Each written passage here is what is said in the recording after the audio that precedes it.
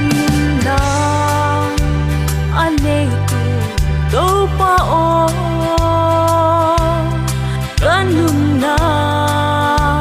nang khut sung a hi nat na le mang bat na hon tuam song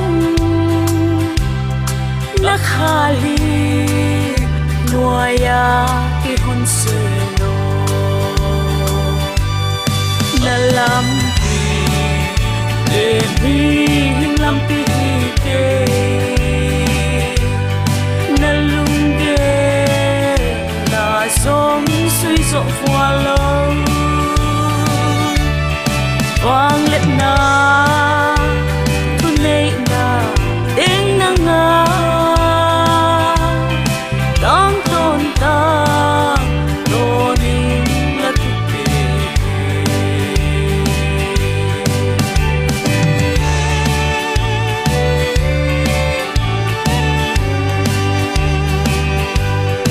kan na ka tua ha sat na te nang thu lo apiang bang ma ke hong se kin to pa na te bang in hong ha siang in khal tu na me pwala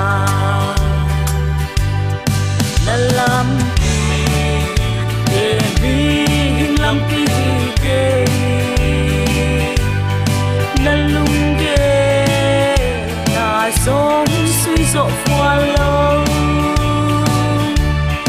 vang let na tu nei na ding na nga dang ton ta lo ning na pi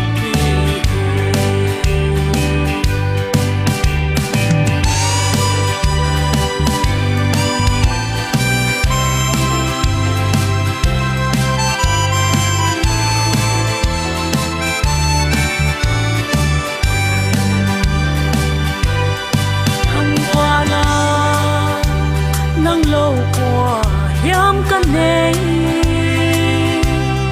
nang lâu nga leya te dang nei ke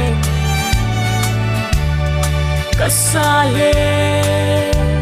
ka lung tang wa le song ka hat na lam le na to pa lam pi lam pi ke